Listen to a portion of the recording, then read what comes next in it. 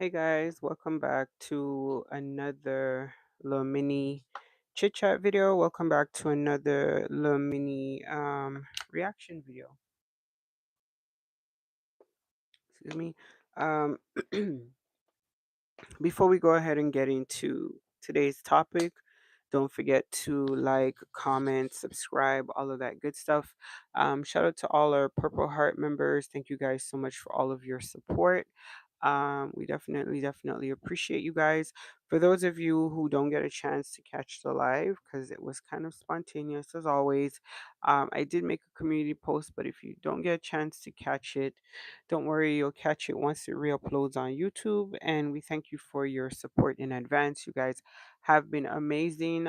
We definitely appreciate all of your hard work.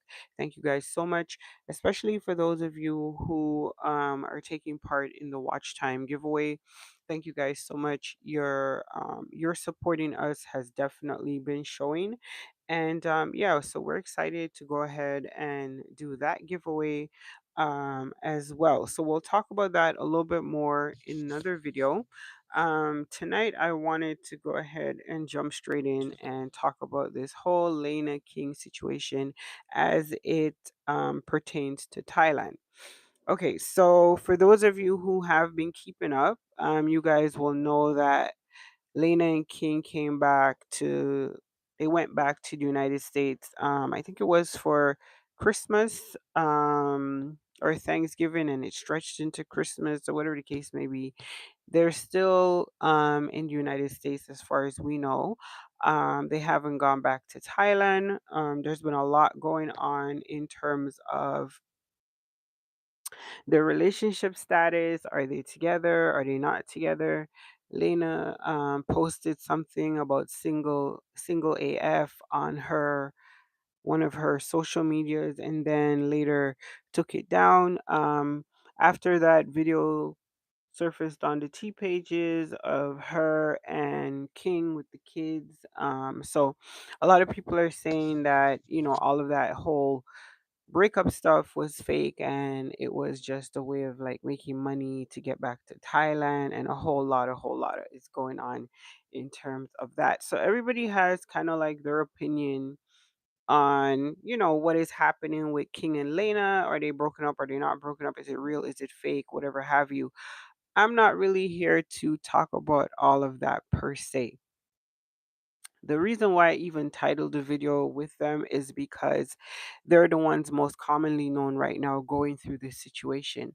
Just because they are very outstanding there on social media and in YouTube, everybody kind of knows them and everybody's following their situation. A lot of the attention that they garner for their whole expat lifestyle is really negative because of the way they try to portray this whole like soft life living. When people who travel and people who are well traveled, people who understand the whole expat world and how it works in terms of immigration, visas, all the whole background stuff, right? Not just the social media and the aesthetics and all of that, the actual real background of it all, they know that it is not what it appears to be. And King and Lena are not the only ones who are currently going through a tough time as it comes to like immigrating to Thailand or Malaysia or any of these other countries. So that's kind of what I wanted to go ahead and talk about tonight. There is a myth. There is a myth with a little bit of reality, but there is a myth that you can just kind of move over there and live on pennies.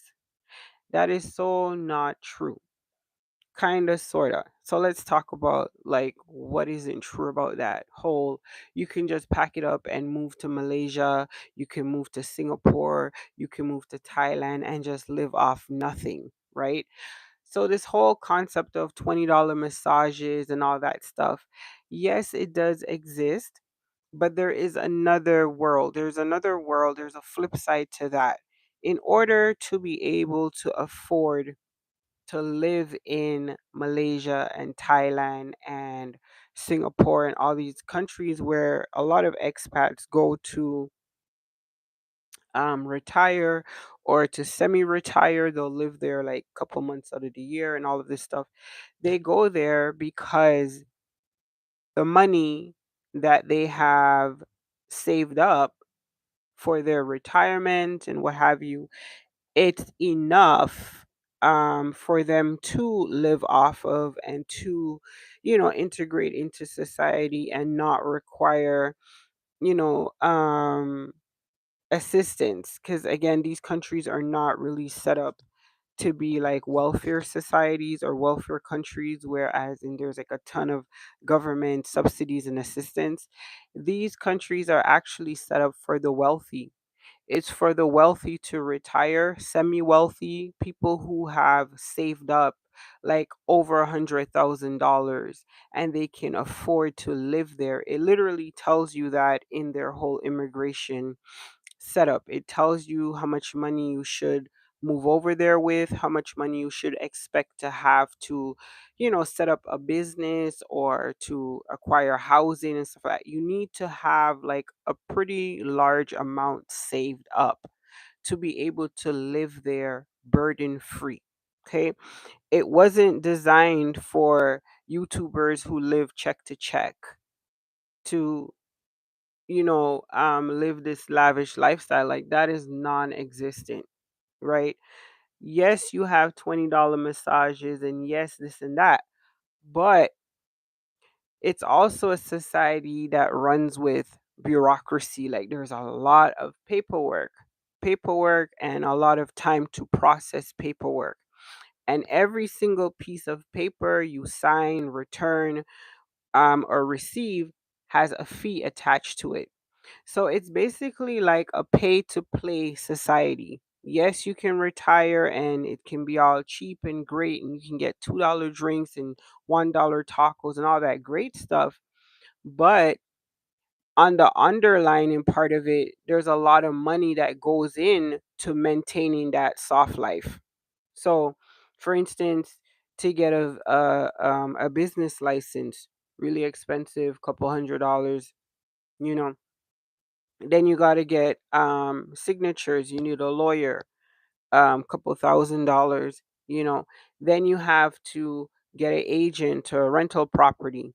That's more money, right? Then you have to pay like a significant amount down payment, right? Especially if you're coming in with shaky income, they need at least a year's worth of rent in advance, like cash. Okay, so that's more money. And then once you get these things in place, so your business license, all this other stuff, there's a system set in place to maintain these license.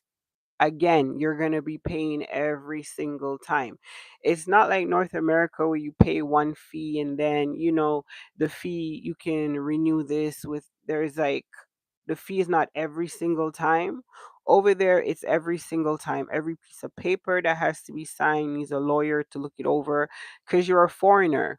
And because you are a foreigner, there is a shadow system of fees that is attached to that locals, people that are indigenous to the country, may not necessarily pay. And people go over there understanding that there is a dual system in place. You're going to pay. You're going to pay to play, right? They know you have money. If you didn't have money, you wouldn't be coming over here, right? So that's fine. The lower cost of living, the security, all that good stuff requires upkeep. So there's a lot of bureaucracy, a lot of paperwork, a lot of fees, lots and lots and lots and lots of fees, right? Not to mention if you get things wrong on applications, if things were not done up to standard, up to par, anything like that, you got to start all over again. More fees, right? So there is a fee system in place that a lot of foreigners are not aware of when they pack it all up to move over to Malaysia, Singapore, Thailand, all these places. There are lots of fees set in place that local people will not be paying, right? So you can go broke real fast if you are not financially secured, if you're not financially savvy, if you're not aware of this shadow system that's set in place, right?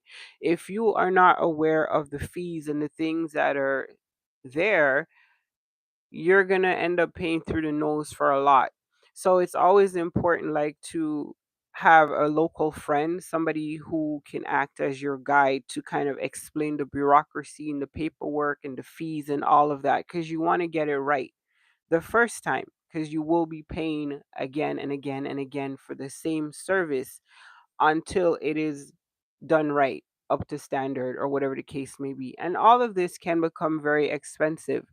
So I think Laina and King, like a lot of other expats, I've seen tons of videos lately where expats, people, from the United States and other countries, are literally moving home because the grass is not always greener on the other side, right? People who live in these countries and are born there don't have the same experience as an expat. You're not a citizen, and in a lot of these countries there is no pathway to citizenship. Um, in certain countries, yes, in certain countries you can get citizenship after like 10 years or something like that. But it costs. Every single visa tier will cost money, especially if you're like a large family. If you're just a single person working and paying these visa fees and all this type of stuff, you might be able to get it all done because you're able to, live in smaller accommodations, cut your living cost in half, really just, put all your money towards your immigration fees and all that stuff. But when you're a family with children, it becomes expensive. There are school fees. It's not like North America where school is just, you go and you register with your ID and you go to school. Fees are only applied if you're going into like the private school sector. In a lot of these countries, foreign children born to foreigners go to like a foreign English speaking school, or there are certain schools that are zoned out that they have to go to, and there are fees attached to that, because it's the flip side, right? You are living in a foreign country, you're the one speaking a foreign language. If they have to have teachers that are specifically trained to teach your children in the language that they're going to understand, unless you're opting for them to learn the local language and fully immerse that way. If they're going to be going to an English speaking school, there are going to be fees attached to that: monthly fees, yearly fees, uniforms, books, all type of fees, right? So again, you have to go over there with a proper financial setup. You have to have money in order to live cheaply. And I know that's like a weird cliche that a lot of people don't understand, but that's just the way it is in that side of the world. You have to have money in order to live this luxury life that Lena is, wanting to portray on social media. It is attainable, and there are people who live very comfortably as expats in Malaysia, Singapore, Thailand, and these countries, and they work and they have businesses and they're very successful, and they do the whole jet setter lifestyle back and forth from the US to, Thailand, back and forth. But you have to have money in order to make that all happen, which they do. So that's something that I think Lena and King are finding out quickly. Even with King, in terms of the profession that he wants to go into, I don't, I don't think he understood exactly too how grueling that type of martial arts training and stuff like that. I don't think he understood the physicality of it all. I don't know exactly enough about it to really speak on it, but I know he was injured in his last in his last fight and stuff like that, and that has taken a toll mentally. So, coming back home could have made him realize just how much it's better to be back home where you have a network of people already set in place that can be your support system. Your family's already there, your children are here. You know what I mean? Even the foundation for social media, your audience, everybody is already here. You've already worked so hard over the years to build a platform in America, and you already have everything set up. You literally just have to move home. And I think the clash of ideas with Lena and King is, coming to bear. So we'll see what happens if they end up going back to Thailand. There are other things too that are set in place now that make living over there a little bit more difficult, especially if you're coming from the United States, right? They're cracking down on the type of visas that they're handing out. The border jumping stuff is a no go anymore. You cannot exit and return and do all this other stuff as easily as people have done in the past. And a lot of these countries are becoming expat fatigue. Especially in Asia, you already have it in Japan. It's like a basically like don't come here type of vibe. They've gotten a little bit tired of the whole thing. And so, it's becoming very expensive to come over there and live the soft life. It's becoming really expensive. So we'll see. I wish King and Lena the best. I'm sure they'll do, what's best for their family and stuff like that. But sometimes, you go somewhere on faith and you give it all you got, but times have changed. The world has changed. It is not as easy as it once was. A lot of these countries that people target to, become expats to, they are also experiencing different things happening within their society that's causing them to become a little bit more protectionist towards their resources, and they're not really keen to have people trampling on their national artifacts and overrunning the museums and just bringing the whole Starbucks culture into their culture. They're not really interested. So it's becoming a lot more expensive um, to be an expat. So we'll see. Let me know what you guys think about the whole situation. Do you have any experience with this? Have you picked up and moved somewhere, and maybe when you got there, you realized just how expensive it is to maintain all of that, and maybe you decided to return home, or maybe you're thinking of, because a lot of people are still moving abroad, and you can still move abroad and live the life you want to live, but it's going to require a lot of financial savviness and a lot of financial planning. You have to plan for everything these days, and you have to have your finances in order. Month to month, iffy, maybe, depending on views and all this other stuff, is not enough to, pay those bills. You're going to have like some real heart to heart, realistic conversations of how do we make this work financially, if that's something that people desire to do. So let me know what you guys think about this whole situation down below. If you got a chance to stop by, thank you guys so much for your time.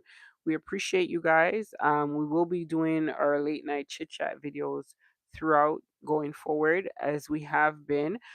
So let me know if there's anything you guys want to talk about in the comments down below under the video once it re-uploads. If you remember something that you want us to cover or to talk about, we're more than happy to do that. Let me know in the comments down below. Don't forget to join our Purple Heart gang. If you guys want to take part in our giveaways, you must be subscribed to the channel. And you must comment Purple Heart emojis under the videos that you watch. Let us know you came through, and you'll be entered into the giveaways. So stay up and stay blessed, and we will catch up with you guys in another video.